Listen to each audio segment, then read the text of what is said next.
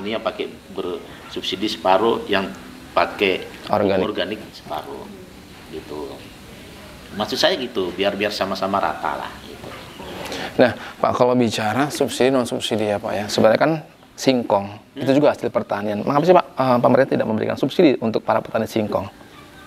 Karena gini, untuk bahan pokok kita yang namanya padi aja kita kekurangan. Kenapa harus dilarikan ke singkong? Gitu. Diutamakan dulu padi. Nah, padi ini kan makanan pokok kita kan. Jadi kalau padi aja kurang, ya stop dulu singkong. Gitu. Harus lari ke padi. Kecuali kalau padi udah berlimpah ruah, boleh. Nah, sekarang kan kayak sawit sama singkong kan memang nggak ada lagi bantuan dari masyarakat.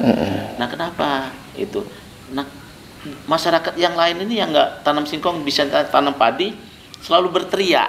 Nah, sementara lahan yang dibuka sekarang dengan datanya pupuk lebih banyak lahan yang dibuka. Itu makanya dibilang orang kenapa singkong nggak dapat ya harus dilarikan dulu ke padi. Yang diutama ya Bapak. Utamakan. Tapi Pak sejauh ini Pak, apakah stok pupuk yang ada itu sudah mencukupi pasokan yang ada di Lampung Tengah Pak? Kalau untuk pasokan untuk Kabupaten Lampung Tengah belum cukup. Karena sangat luasnya Kabupaten Lampung Tengah khususnya di bidang pertanian khusus padi. Belum cukup artinya itu. Karena pupuk ini kan terbatas. Bukan di Lampung Tengah aja yang dikirim oleh pemerintah, kabupaten kota lain juga perlu pupuk itu.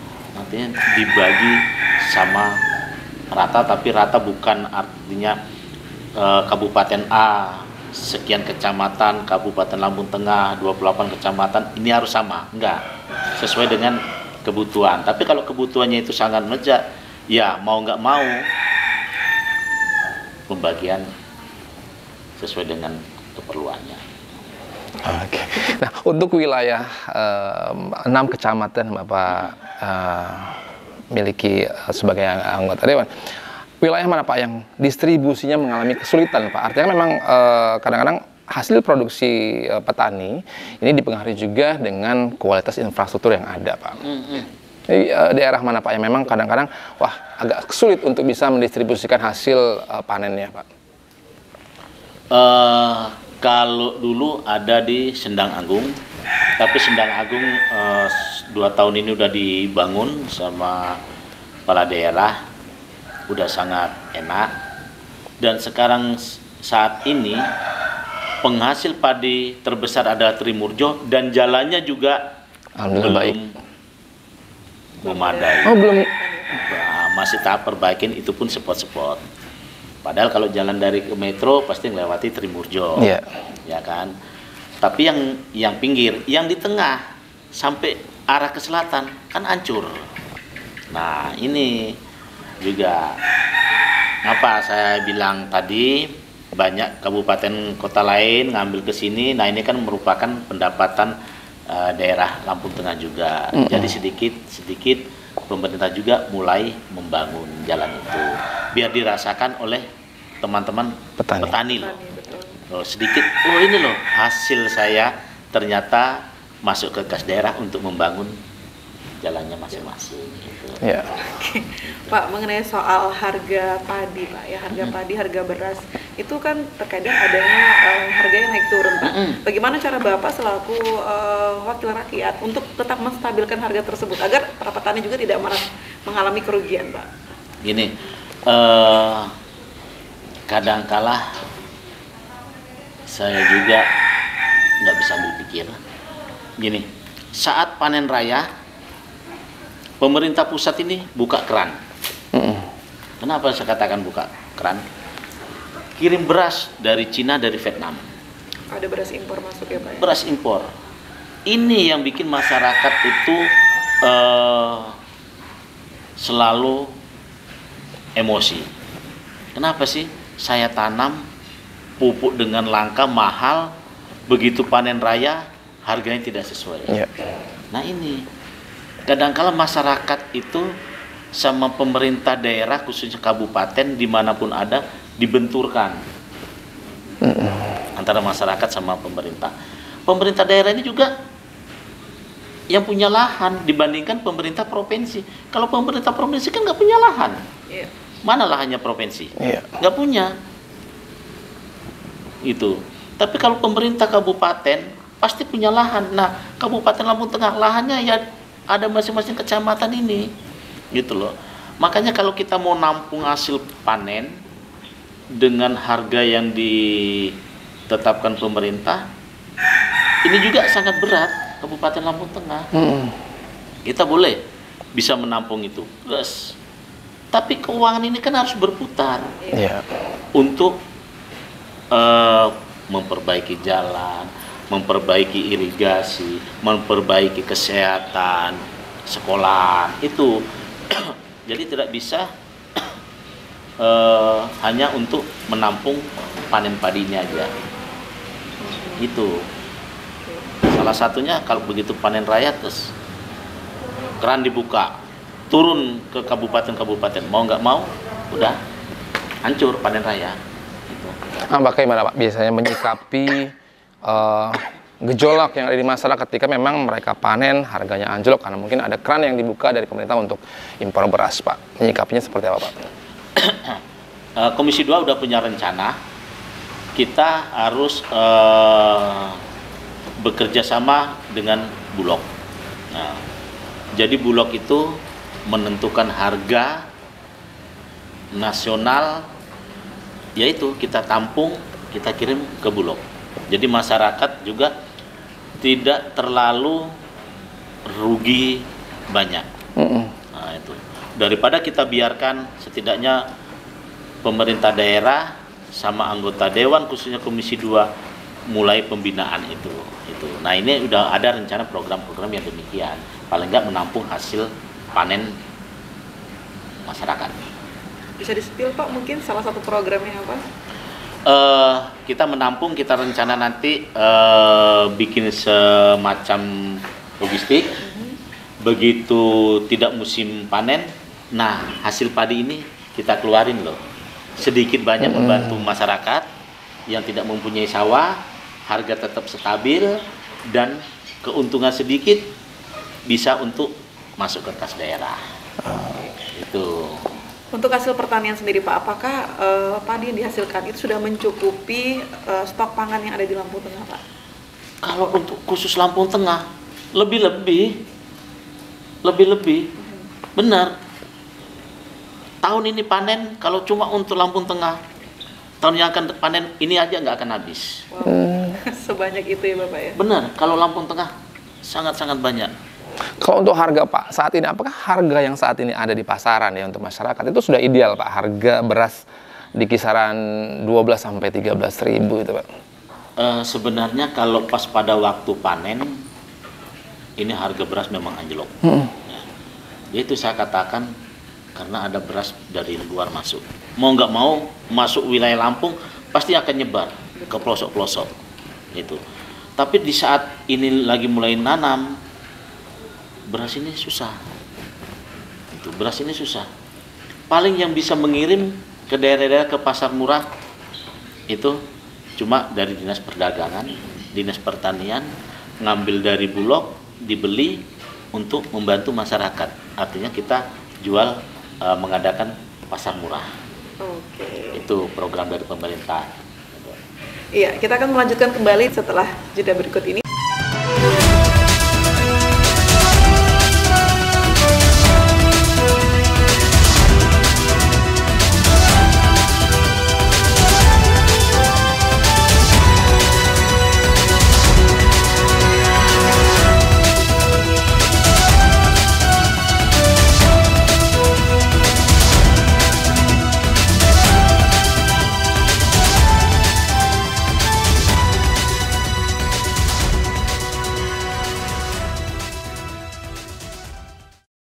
Pemirsa, masih bersama Bapak Kadek Joko Supriyatin SAPMM dan perbincangan kita masih seputar pertanian ya Ayah.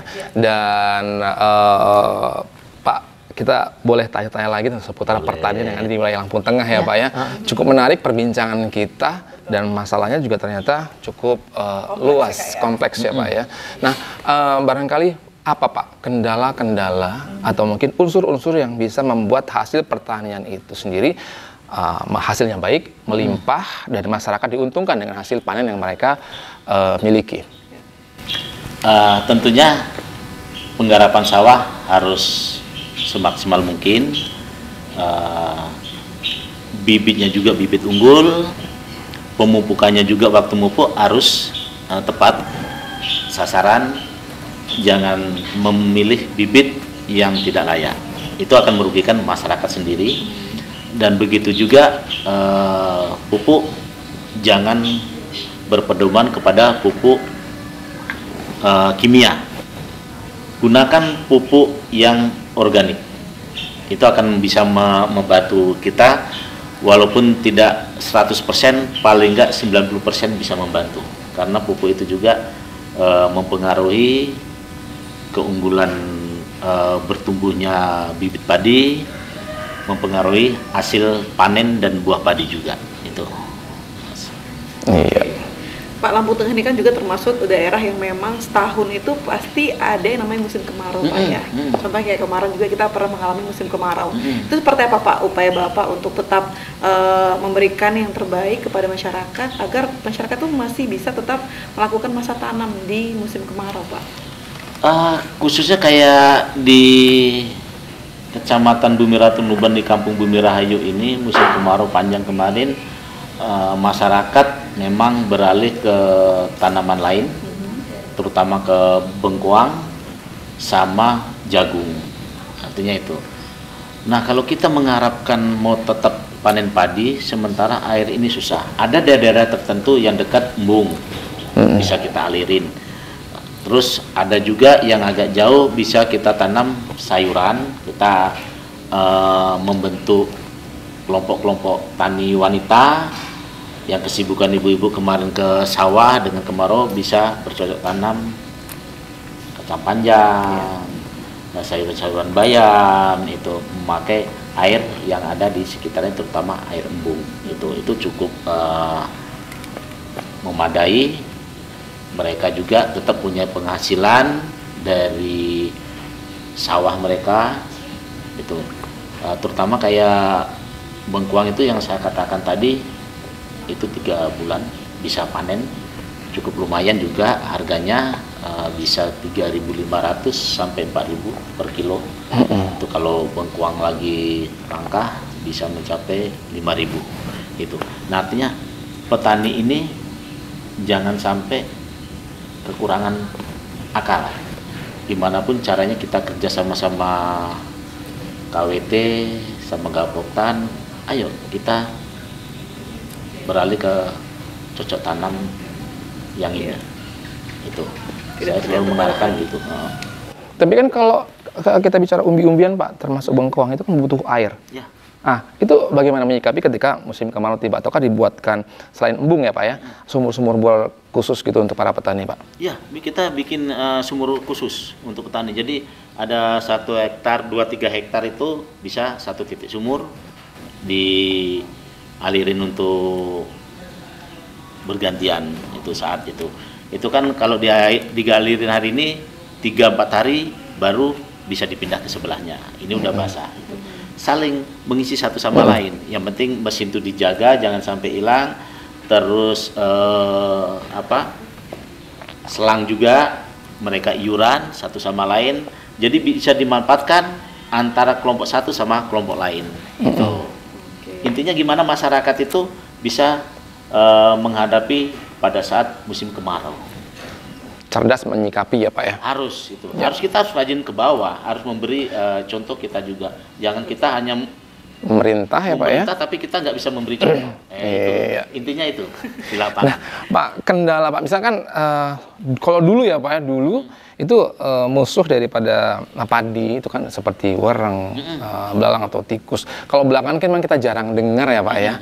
Ini termasuk keberhasilan atau memang varietas padi yang ditanam itu memang memiliki ketahanan dari serangan hama itu sendiri Pak? Kalau yang ditanam saat ini, masyarakat itu satu sama lain kompak, terutama untuk membasmi tikus. Jadi sebelum kita nanam, yang di tanah antar perbatasan itu ada lubang tikus, kita gali, kita hancurkan. Nah di situ tempat sembunyi. Kalau dulu kan enggak, begitu ada lubang kita tutup lagi. Nah, kalau sekarang enggak, dibongkar habis bener. Jadi diarahkan semua masyarakat tuh gotong royong, bukannya di perkampungan tapi ada di persawahan. Oke, Bapak tadi sempat menyinggung tentang KWT Bapak ya, atau kelompok wanita tani. Nah, untuk saat ini di dapil Bapak sendiri, hasil dari KWT sendiri yang paling unggulan dan memang itu sangat-sangat mencukupi kebutuhan itu apa Pak yang dihasilkan? Sayur-sayuran. Iya. Sayur-sayuran. Mereka bisa panen 3-4 hari sekali. Ada yang menjual ke pasar. Hasilnya bisa dibagi rata, dan ada juga untuk penyisian uang kas. Artinya uang kas itu untuk beli obat-obatan, untuk hari ini umpamanya ada orang 5 orang hari ini datang, entah mereka nanti untuk beli minum teh atau apa gitu. Nah artinya itu menambah penghasilan dari sang suami. Betul.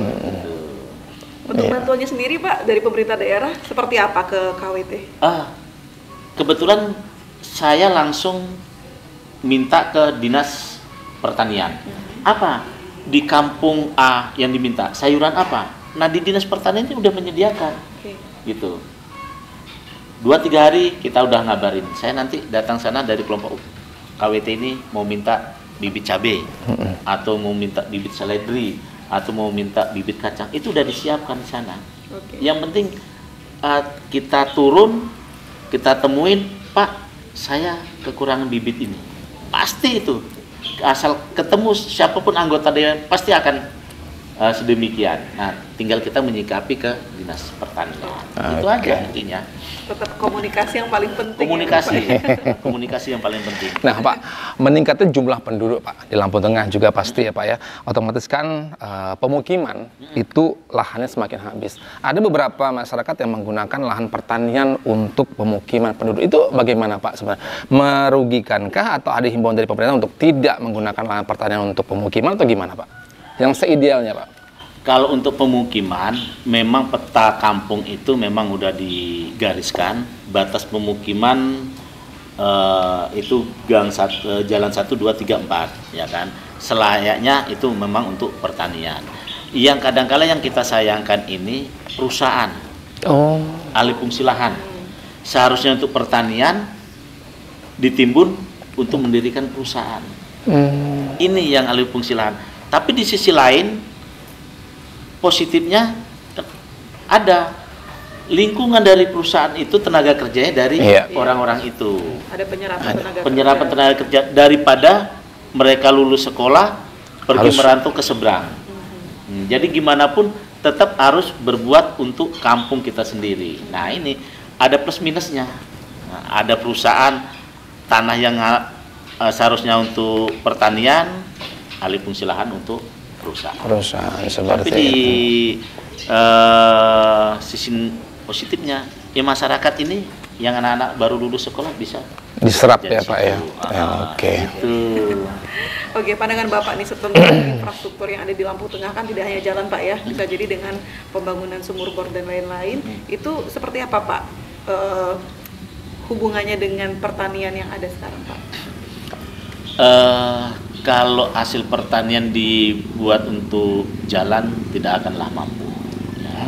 Tapi setidaknya hasil pertanian ini bisa mendapatkan PAD ke Lampung Tengah. Contohnya kembali lagi ke masyarakat untuk buat sumur bor. Ya, saat musim kemarau perlu. Terus di kampung-kampung juga perlu dibikinkan sumur bor. Dari satu dusun mungkin 2 titik sumur bor, karena bisa juga sumur ini dimanfaatkan untuk yang mereka berternak, untuk yang mereka tanam sayuran di sekitar rumah, gitu. Kembalinya tetap ke masyarakat lagi, gitu. Dari masyarakat ke pemerintah, pemerintah balik lagi ke masyarakat, itu. Oke Pak, bicara peternakan Pak, pertanian itu pasti tidak tidak bisa lepas dari peternakan Pak ya. Nah, bagaimana peternakan di wilayah yang ada di sini Pak? Apalagi yang terbaru masalah sapi Pak, sapi yang banyak tiba-tiba mati hingga masyarakat kadang-kadang merasa rugi, mereka tiba-tiba beralih untuk tidak beternak kembali. Nah itu seperti apa Pak? Nah, memang kemarin yang namanya penyakit sapi, terutama yang dinamakan penyakit jembrana itu. Jembrana itu adalah sebenarnya tempat kelahiran saya di Bali. Dewata sana. Di Bali. Saya pernah konsultasi ke sana. Di sana aja masyarakat juga bingung. Cara gimana harus bisa menangani tentang penyakit ini. Karena penyakit ini bisa dikatakan terasa sore, besok udah mati. Disitulah kita itu sedih lihat masyarakat. Saya udah instruksikan kepada Dinas Peternakan untuk bikin pustu hewan setiap kecamatan. Memang udah ada beberapa yang dibikin, dan lagi juga tidak bisa semua karena semua itu terkendala dengan dana yang di Kabupaten Lampung Tengah, karena luas wilayah Kabupaten Lampung Tengah. Di Kecamatan Bekri ini memang pusatnya ternak sapi. Ada sapi yang ada perusahaan itu sampai satu perusahaan itu punya ribuan ekor. Wow. Ada juga yang masyarakat khusus di sekitar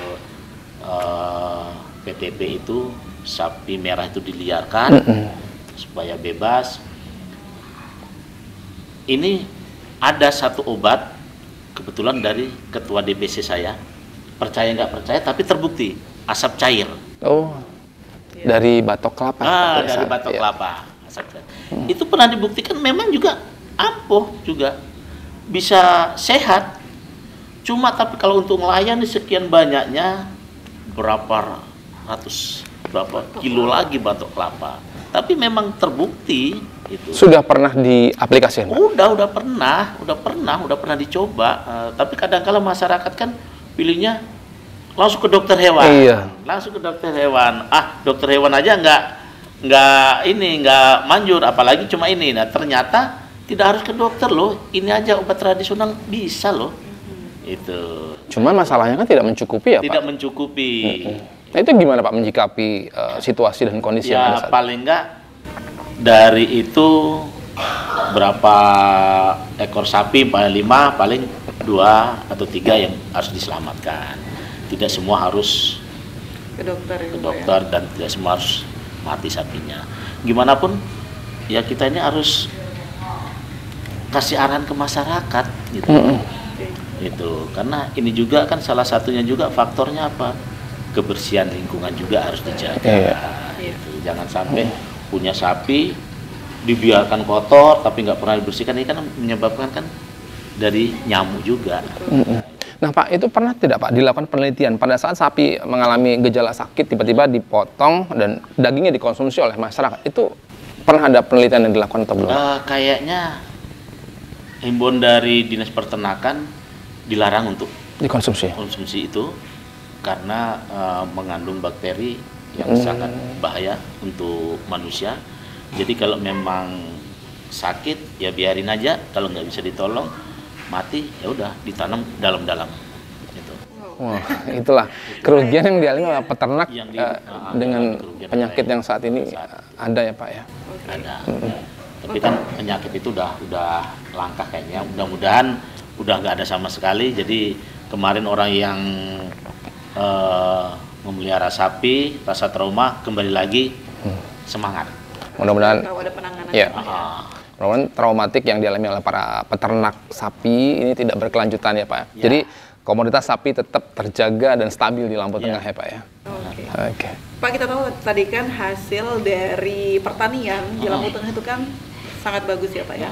Kalau untuk hasil ternak sendiri seperti apa Pak di Lampung Tengah? Ternak di Lampung Tengah ini dari sapi atau kambing atau ayam atau kiti? Kesemuanya ya Pak. Kesemuanya. Sangat bagus. Artinya ini sisa produksi dari pabrik singkong yang dinamakan onggo itu Iya. bisa dijemur untuk Pakan. makan sapi dan kambing, baik ayam dan itik. Oke. Itu. Jadi satu sama lain ada bersinambungan. Ada perputaran Ada ya Bapak perputaran. Dari padi juga dedeknya itu bisa juga gitu. Kalau ternak di Lampung Tengah ini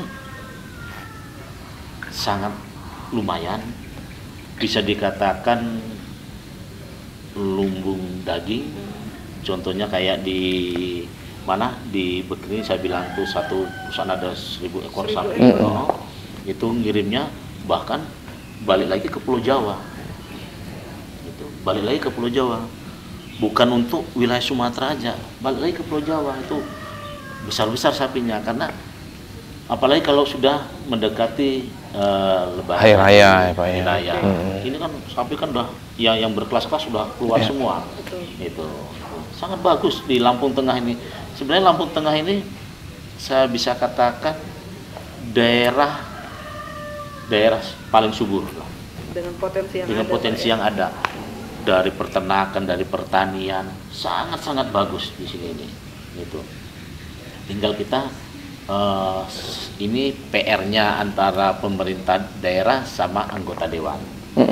Gimana petani ini, khususnya petani di bidang hasil bumi dan peternakan, betul-betul menikmati hasil yang teman-teman bisa harapkan. Itu aja. Nah Pak, dari pertanian, peternakan, dan perkebunan, penyumbang PAD terbesar untuk Kabupaten Lampung Tengah itu yang mana Pak? Itu peternakan. Lebih ke peternakan. Lebih peternakan. Gitu. Lebih peternakan. Karena apa? Peternakan kita ini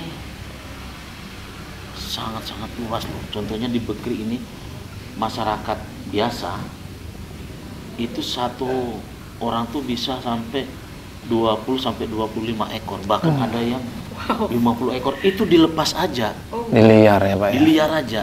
Itu diliar di pohon-pohon kelapa sawit Sawit. yang di PTP ini. Kalau anaknya mau masuk kuliah, mau anu itu, aduh sekejap mata aja. Benar, sekejap tangkap satu jual udah bisa untuk bayar mereka mau kuliah. Tapi ya, Cukup menjanjikan. tapi kan memang tidak semua wilayah bisa ya, Pak digunakan. Tidak semua wilayah bisa memang. Nah, tidak semua wilayah bisa.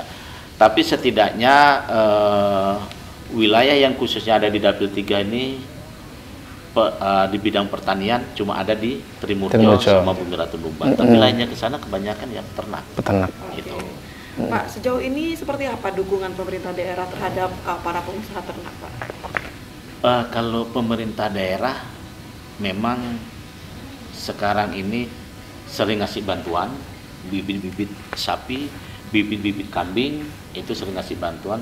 Daerah mana yang kelihatannya susah berkembang, jadi pemerintah daerah selalu menyupport, diberikan hasil apa enggaknya. Kalau memang nggak berhasil, dari segi apa, itu tim-tim mereka dari dinas peternakan selalu turun, selalu menyikapi apa sih yang harus ditangkap saat ini, apa yang enggak saat ini, itu terus continue gitu loh. Oke. Oke, mungkin terakhir Bapak bisa berikan sebuah pesan untuk masyarakat ya Kak Ya. ya, terkait tentang pertanian, perkebunan yang ada di Lampung Tengah, Pak. Oke. Saya minta untuk khusus masyarakat Kabupaten Lampung Tengah, khususnya Dapil 3 yang ada 6 kecamatan, Trimurjo, Bumi Ratu Nuban, Bekri, Bangurejo, Trimurjo, dan Sindang Agung, jangan putus asa bila tidak mendapatkan pupuk. Karena pupuk itu kita bisa gali sendiri, kita bisa buat sendiri, itu berada di sekitar lingkungan kita. Terutama yang punya sapi banyak, kita bisa ambil kotorannya, kita bisa fermentasi.